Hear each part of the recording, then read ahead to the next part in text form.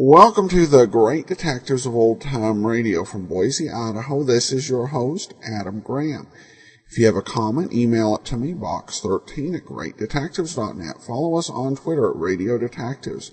And give us a call, 208-991-4783. Well, I do want to encourage you, if you've not already, to download a copy of my ebook. All I needed to know, I learned from Columbo.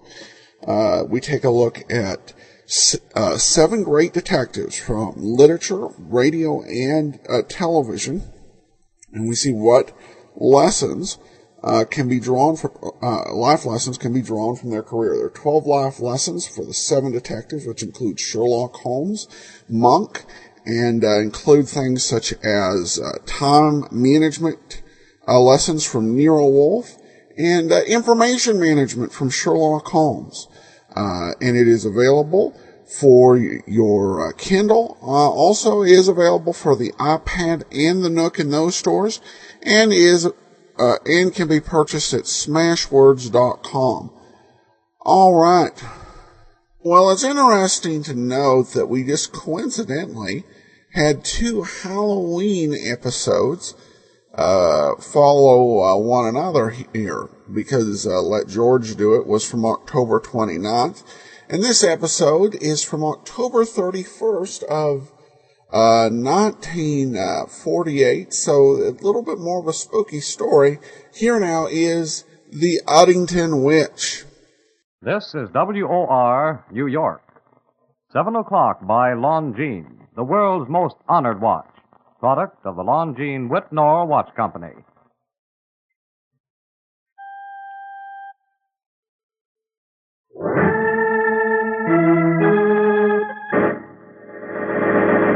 From New York City, the makers of Clipper Craft Clothes for Men and more than 1,200 leading retail stores from coast to coast present that immortal character created by Sir Arthur Conan Doyle, the world's most famous detective, Sherlock Holmes, starring John Stanley.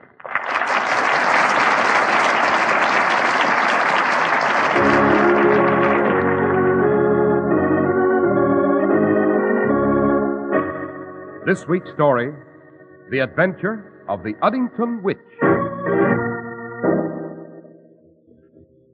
Holmes, Yes, Watson? you say you saw a shadow dart into this forest after the murder? I did, Watson, and it was an extraordinary shadow indeed. What do you mean? I saw what was apparently a witch, Watson. A witch? Precisely. The Black Witch of Uddington. The local townsfolk say she still prowls this forest.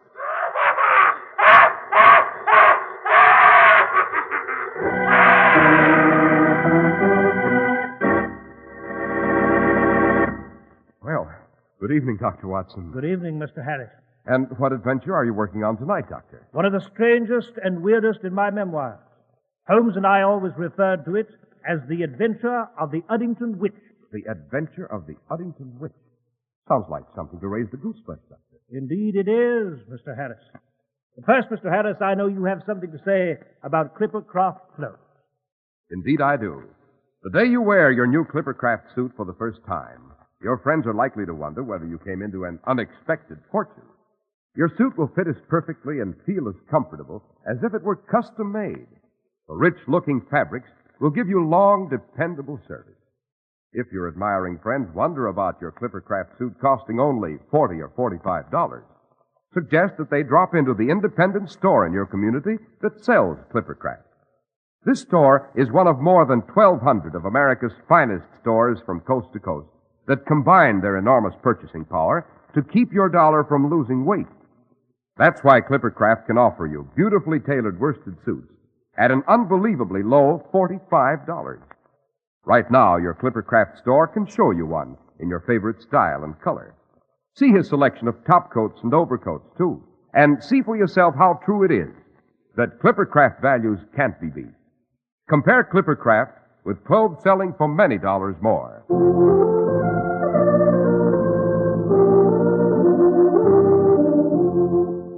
And now, Dr. Watson, what's this adventure of the Uddington witch all about? Well, Mr. Harris, it took place in '99, as I recall. Holmes and I were taking our ease at Baker Street one evening when we received an urgent and certainly a bizarre telegram. It came from Uddington, a town in the Shire of Lanark, in the lowlands of Scotland. It was from a Lord Dunbar, master of Heathercliff Manor. It begged Holmes to come to the manor with all possible speed, stating that a witch had spirited away his mother in the dark of night. A witch? Exactly, Mr. Harris. A witch. Naturally, Holmes's curiosity was immediately aroused, and we resolved to take the noon train the following day. But little did we know, as we read the telegram, that tragic events were already in the making at Uddington on that very same evening. It began with Lord Dunbar in his study. Who's there? Who's there? Ruth? Hester? Why in blazes don't you answer? I locked my door. Someone has to disturb me. Well, what do you... You! I, Lord Dunbar, I! The Black Witch of Uddington! I come to bring me the death on the wicked Sabbath! No!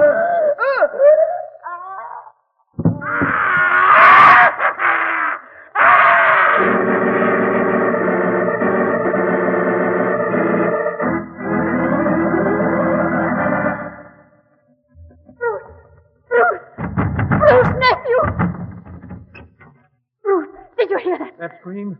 Yes, I was in bed when it came. Positively ghastly, too. Seemed to come from Uncle Andrew's study. Oh, yes, Bruce. Please hurry. Something's wrong. Terribly wrong. Come on, Aunt Hester. Let's have a look. Here's the study. Uncle Andrew! Uncle Andrew! Oh, Bruce, there's no answer. Then we'd better look in. The door's open. Right. Good Lord. The witch's revenge. Andrew! Andrew! Oh!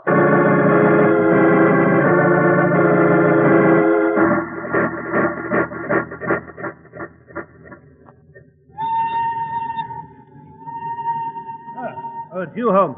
I was wondering when you were coming back to the compartment. Our train is due in Uddington very shortly. Unfortunately, my dear Watson, we're too late to help Lord Dunbar. Too late? What do you mean? I've just seen a copy of a Newcastle newspaper brought aboard at the last station. Lord Dunbar was murdered early this morning. What? Foully murdered, Watson. Found dead in his study with a steel spike driven through his heart. A spike?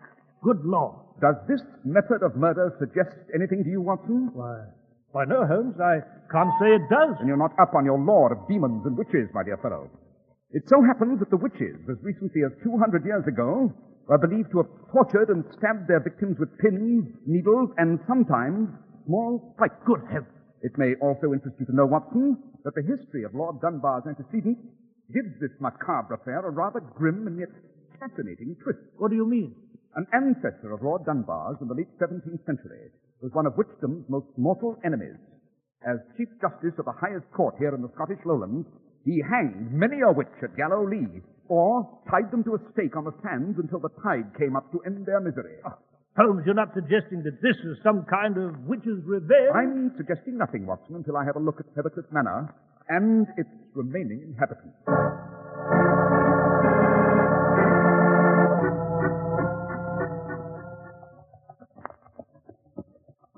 Hey, driver.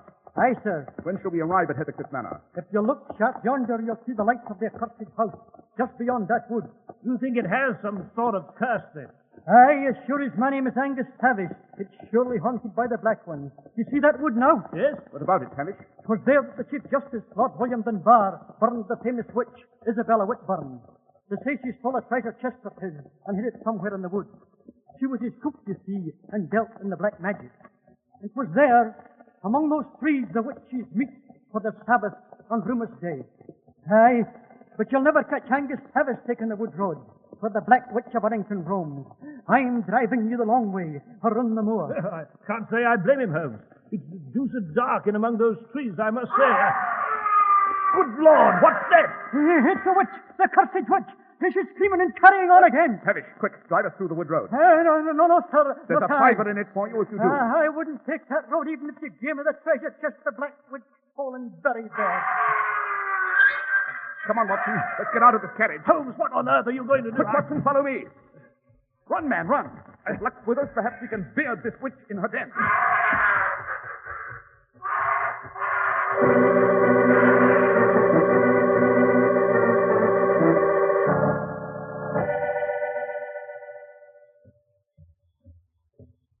Who's that?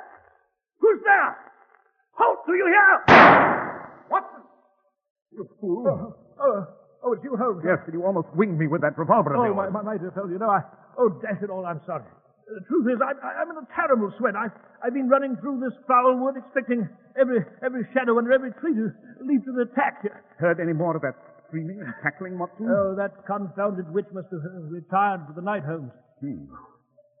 Strange. Very strange. We've covered every foot of this wood. It's only a few hundred feet in every direction, yet no sign of our cackling friend. I might say, Holmes, I'd be just as happy if I never see her. Even the Black Witch of Uddington, with all her magical powers, couldn't vanish into thin air so fast. And that maniacal cackling seemed to come from this grove of oak trees here. Oh, I'd say it came from Hades, Holmes. The deuce, it sounds as though she were being tortured and burned at some stake. Yes, a terrifying effect, Watson, and well calculated to keep the curious away. Come, Watson. Where to now, Holmes? Suppose we go to the house and meet its occupants.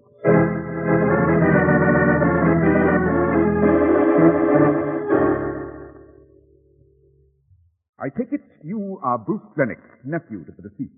Yes, Mr. Holmes, I am. And you have no idea what a relief it is to have you and Dr. Watson here. I knew my uncle had written you, and... Quite. I might add, we arrived in a most unorthodox manner. There's a small wood in the rear of the house. Yes, I heard the most terrifying cackling and screaming there, Mr. Glennick. Couldn't find a trace of the dashed witch. I know. Frankly, gentlemen, I admire you for your courage. I count myself as brave as any man and not addicted to superstition. But I, for one, never had the nerve to enter that wood at night. I can't say I blame you much. Now then, Mr. Glennick, a question or two. Yes, Mr. Holmes? Have the official police been here? Yes, this morning. But the local constable found nothing. Conducted only a hurried investigation.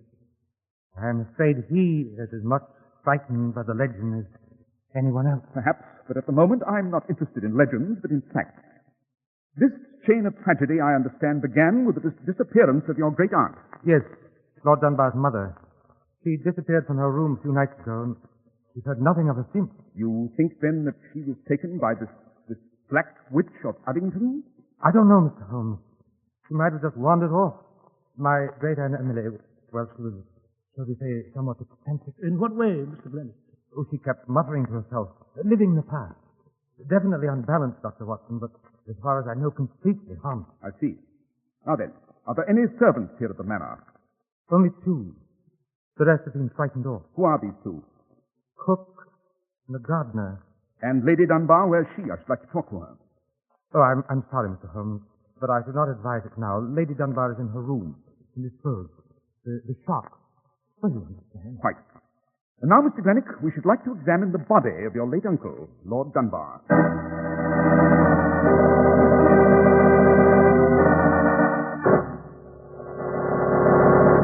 Good Lord, Holmes. What a ghastly sight. No wonder young Glennick excused himself the moment he showed us to the study here. A sharp spike driven directly into Lord Dunbar's heart. Yes. And with considerable strength, I might add, Watson. Hello, what's this? But what, Holmes?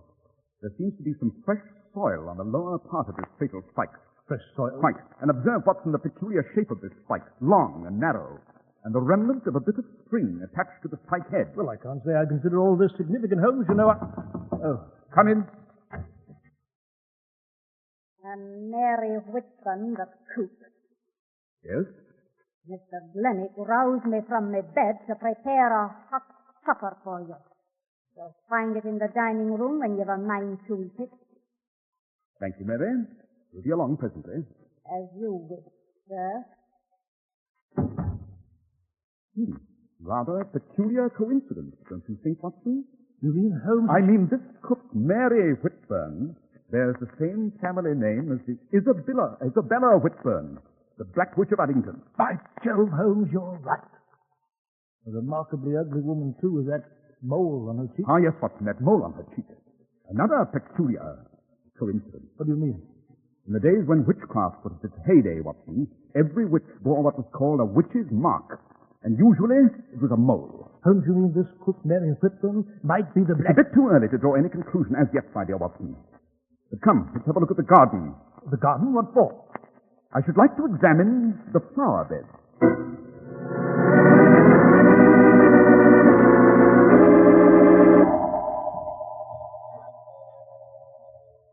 Aha, look here, Watson. Holmes, what are you... Just as I surmised. Note these spikes connected by string. The gardener uses them to stake off these flower beds. By Jove, the spike used to kill Lord Dunbar is very similar to this. And it had fresh soil on it. Precisely, my dear Watson. The murder spike was undoubtedly taken from the garden. Perhaps we should have a talk with the gardener here at our earliest opportunity. Holmes, good Lord, what... A scream, Watson, and it came from the house this time. It sounded like a creature in torment. Holmes, look on the second floor of the house. The light's just gone out in that corner room there. Quick, Watson, follow me to the house. I'm afraid the Black Witch of Uddington has struck again.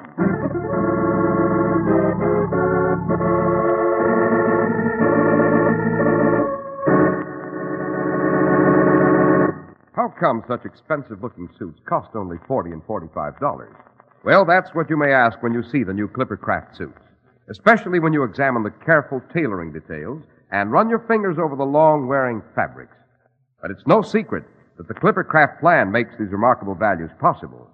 And it doesn't take a certified public accountant to know how much money is saved for millions of family budgets when 1,200 of this country's finest independent stores from coast to coast concentrate their huge purchasing power. Yes, you'll have to agree, Clipper Craft pure worsted suits are tremendous values at only $45. And be sure to see the new Clipper Craft zipper top coat that's sweeping the country. A smart, lightweight coat that becomes a warm, cold weather coat when you zip in the lining. It's an all-weather sensation. That's why men who know insist on Clipper Craft clothes. So be sure to visit the Clipper Craft store in your city. These leading stores in the metropolitan area are proud to add their names to Clipper Craft in your suits, top coats, and overcoats. In Manhattan, John Wanamaker Men's Stores, Broadway at 8th and 67 Liberty Street. Saks 34th, Broadway at 34th. In Brooklyn, Abraham and Strauss. In Newark, New Jersey, Boulevard Men's Shop, Kresge, Newark. And in Jamaica, the B&B Clothes Shop, 16408 Jamaica Avenue. And now, let's return to our story, Dr. Watson. Well, Mr. Harris, we raced back to the house, ran upstairs toward the corner bedroom whence that agonizing scream had come. It was there we found Lady Dunbar lying across the bed with a spike through her heart. The witch! The Black Witch of Uddington, Holmes. It has been here again. Yes, with the apparent intention of exterminating the entire family. What is it, Holmes? Here on the floor. Observe, Watson. Oh, it seems to be a bit of bark. It is indeed, Watson, an important detail of this hideous conspiracy. Holmes, listen! Yes, the witch again, Watson. Here, over here by the window. You know, Holmes, there she is, running across the lawn. You can see her there in the moonlight. Yes, now she's vaulting the fence with considerable agility, I must say. Now she's plunging into the wood. Quick, Watson, after her. And have your service revolver ready.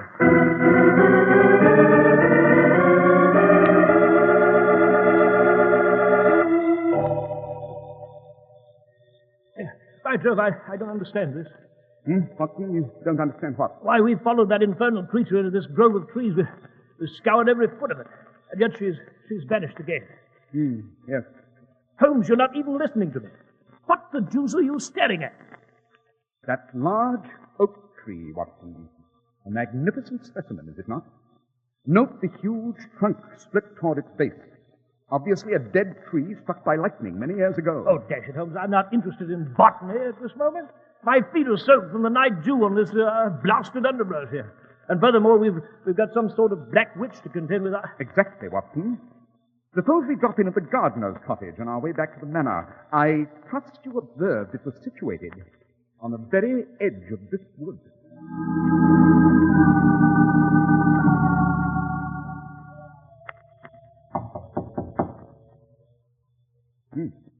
No answer, Watson. As for the lights on, Holmes, Perhaps the gardener's roaming around somewhere. Yes, perhaps.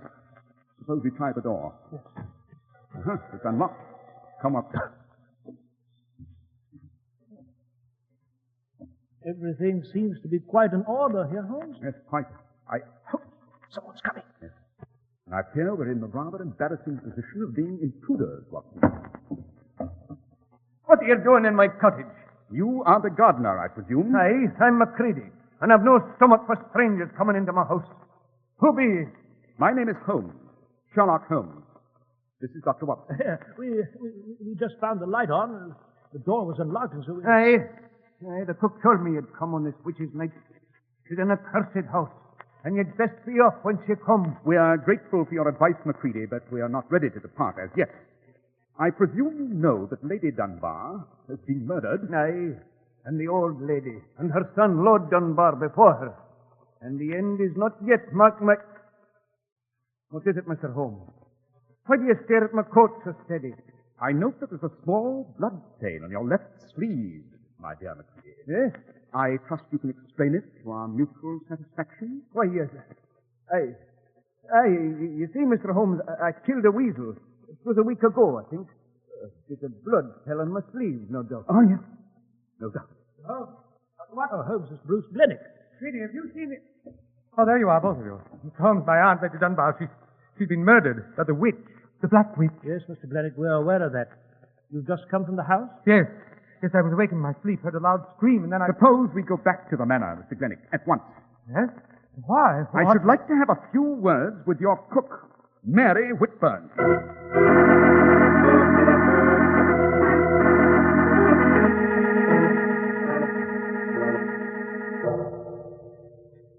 Young Blennick told us the cook's room was down this corridor, Holmes. Yes, Watson. A very interesting young fellow, Bruce Blennick. You should do something about his tailor. His tailor? Sergeant Holmes, what are you talking about? His suit, Watson, and specifically that area of his trousers from his knees to his boots. I can't say I noticed anything, Holmes. Didn't you, Watson? Then you haven't used your eyes. The rest of his suit was well creased, but that area was out of crease, unpressed. Well, what of it? Logic, Watson, logic. The most important indication of... Hello, here's Mary Whitburn's room. And the door's ajar. Hello, are you there? No answer. Suppose we go in, Watson. Holmes, look at this room. Yes, from every indication, our good cook with the witch's mark and the witch's name has packed and left in the utmost haste. Rather strange, isn't it, Holmes? On the contrary, Watson, it's quite logical. By Jove, Holmes, the witch again. Yes, and this time, Watson, the chase draws near to a close. This time, if all goes well, I hope to meet this hideous witch face to face. Come, Watson, back into that grove of trees.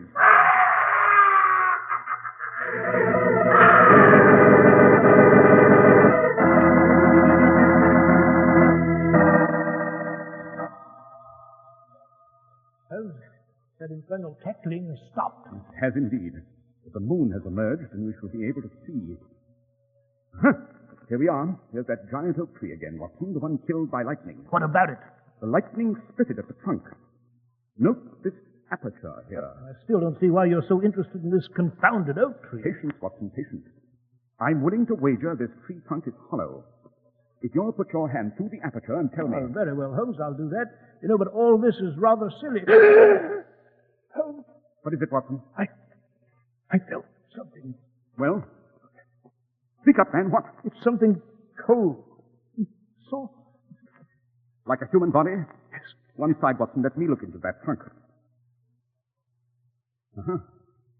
There is a body stuffed into this tree trunk, Watson. Good Lord. The body of a woman, an old woman, and undoubtedly the lady, elder Lady Dunbar, Lord Dunbar's mother, and first victim of the Black Witch of Uddington. You know, Holmes, this is diabolical. Devilish. Yes, Watson, we're dealing with a highly distorted and cruelly twisted mentality here. Watson. Yes, Holmes? Note the way the roots of this tree are curled upwards and the earth upturned. Yes, but... I'm willing to wager that when the lightning struck this oak, it created a natural cavity under the base of the tree. Holmes, what are you driving at? The final answer to this weird adventure. Come, Watson, we'll go back to the gardener's cottage and get an axe. And in a very short time, this great oak should reveal its secret.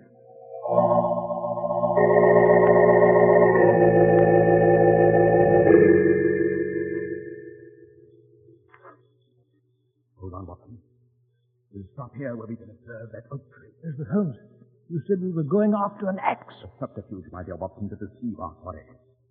We'll wait until that tree reveals the secret of the man who's been posing as the Black Witch of Uddington. The man, Holmes?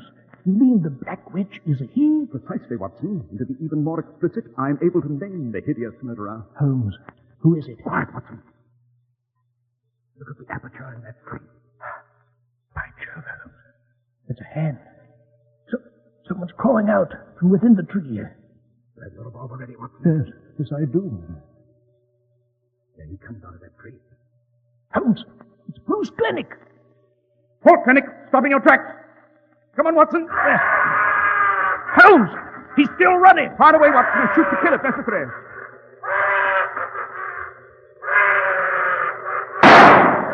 Good shot, Watson. You winged him in the leg.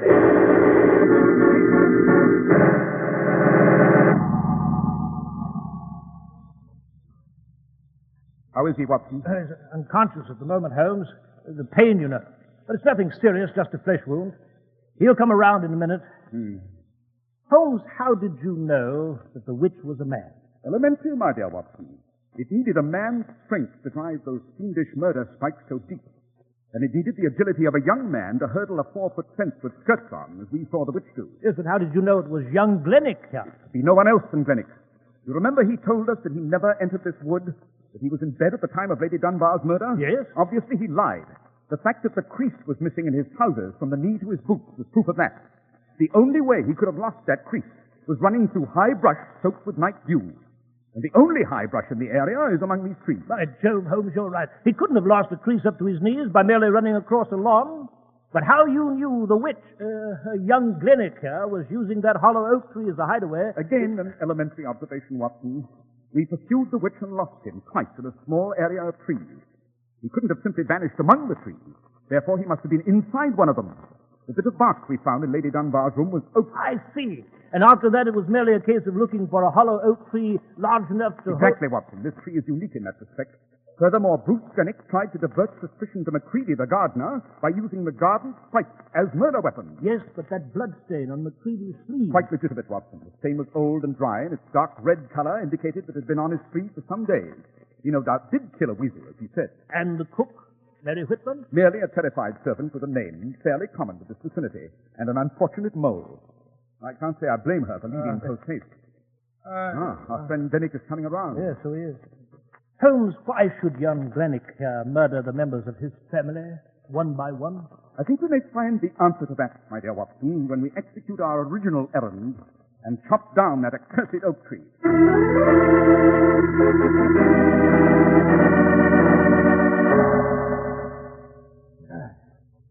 Almost to it, Macready. Hey, Mr. Holmes.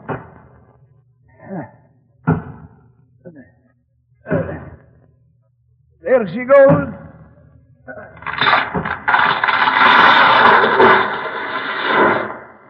Watson, have a look down that deep hole at the base. Good Lord, Holmes, there's a great natural cavity there. The hiding place of Bruce Glennick. There's the witch's costume that he used. Exactly. Glennick had merely to enter the hollow tree trunk and slide down to the natural cavern formed by the upturned roof below. Holmes, look! There's an old chest down there with a cover raised. And it's filled with money, jewels. Yes, Watson, the chest of the original Black Witch, Isabella Whitburn, stole from her master, the Chief Justice, Lord William Dunbar. And then she hid it here in this tree, back in the 17th century. Precisely. She died with her secret, and Bruce Glennick discovered it. And there you have the motive for his fiendish deed, Watson. He intended to murder his family one by one so that he would finally remain sole heir of Heathercliff Manor. And then he could claim the treasure for himself. Exactly. But there's a grim and appropriate end to this witch's tale, Watson. Bruce Glennick is exposed, but he'll still suffer a witch's fate on the end of a good, stout Scottish rope.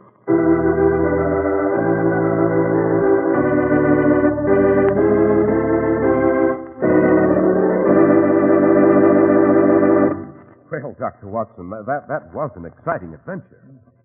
Seems to me I'll be hearing screams and cackling in my sleep for the rest of my days. Yes, Mr. Harris. Even now, I occasionally see that shadowy figure racing across the lawn toward that dark wood. I must say, however, that the case left no after effects on Holmes.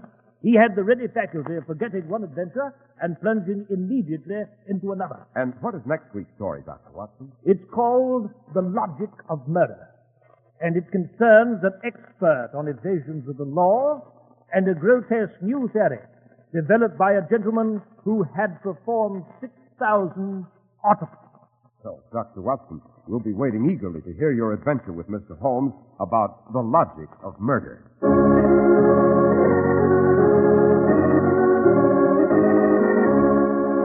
The makers of Clipper Craft clothes and more than 1,200 stores from coast to coast have brought you another in the new series of broadcasts featuring the world's most famous detective, Sherlock Holmes.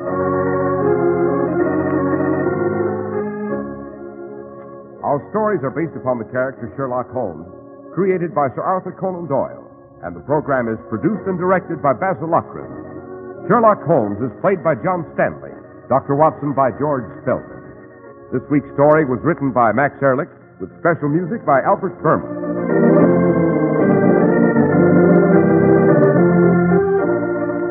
If you don't know your Clipper Craft dealer, write Clipper Craft, 200 Fifth Avenue, New York City.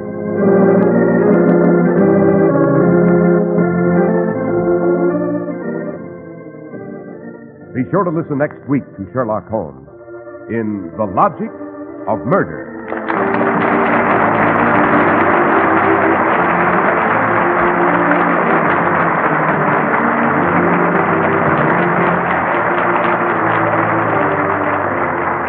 This is Cy Harris speaking for Clipper Craft Clothes. This is the Mutual Broadcasting System. Welcome back. Well, I thought this was actually overall a pretty solid story. It took Holmes a while and a few corpses to solve this one, but I thought overall that this one was one of the better ones I think we've heard this new season. With quite a bit of suspense, the way that they packed it and just told the story.